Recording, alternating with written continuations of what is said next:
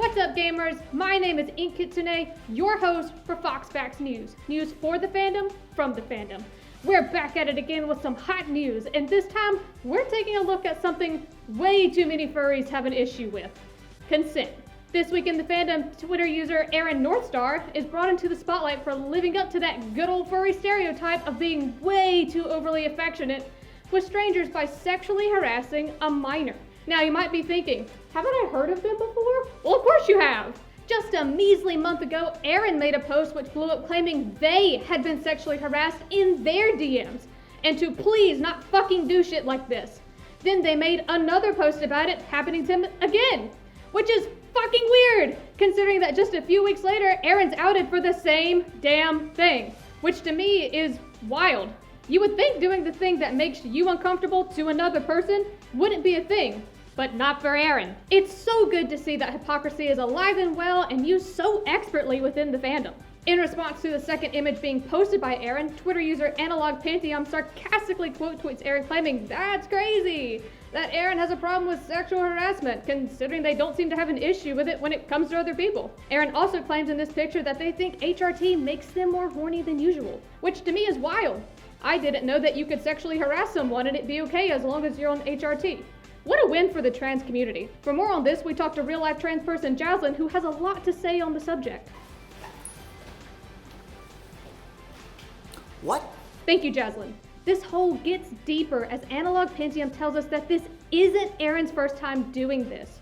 We get into the thick of it when they reveal the messages from the minor that Aaron has harassed.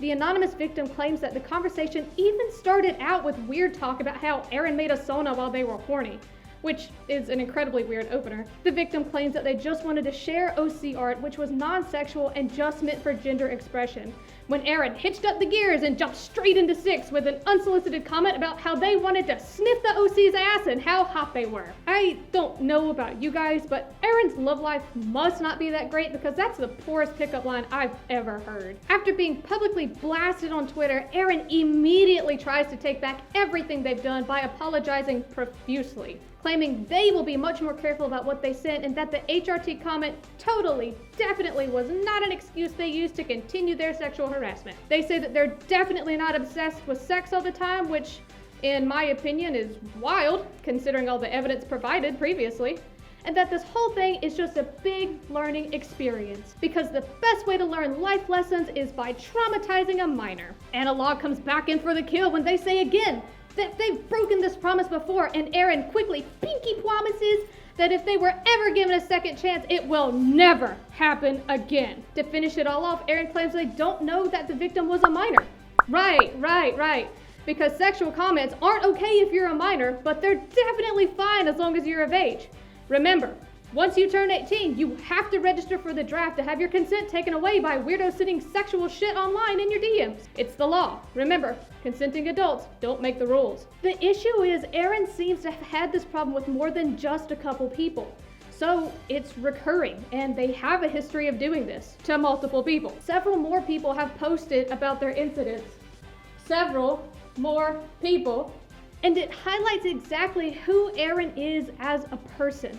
I think the biggest issue is that Aaron didn't seem to have an issue or really want to get better until after the call out was made, putting them on the spot. Keeping in mind she had been asked previously several times to stop doing this. Because nothing says I want to be a better person like backpedaling and asking forgiveness after it's been brought to light that you're a shitty person. Maybe next time try after the first time someone says certain aspects about you are weird as fuck. But hey, those are just my thoughts. I'm not an expert. So, will Aaron get better? I'd like to think so, but honestly, who knows? To be honest, if I had $1 for every time some popular person got called out and told me they would change for the better and then didn't, well, I wouldn't be doing this for a living, now would I? The biggest takeaway from all of this is do not send sexual stuff to people you don't know. And even if you do know them, make sure they want your comments before sending them all the shit that we saw today. It's also not very hard to check people's profiles for their age, and if it's not there, just ask. It's not going to hurt anyone, and it could save you and someone else in the future. I would like to say as well that just because furries have a history of being huggy-wuggy and overly affectionate with people that they have no clue who they are.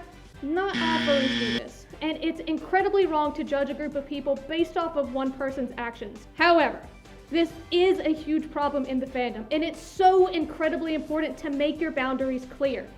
If you lose friends because of boundaries that you place, then they weren't your friends in the first place, and you do not need those people in your life.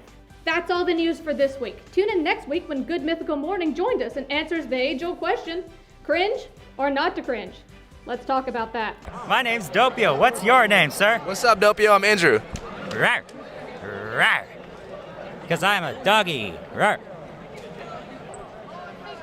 For more news and updates about the fandom, remember to like, comment, subscribe, and hit that breaking news bell. For early bird news and rewards, you can also subscribe to my Patreon down below. Also, a huge thank you to Jazlyn, who was a guest in this episode. Links to her social media are in the description below as well. Please check her out. She is amazing, and you will not regret it. I'm INKStudios with Fox Facts News, and I'll see you in the next video. Bye!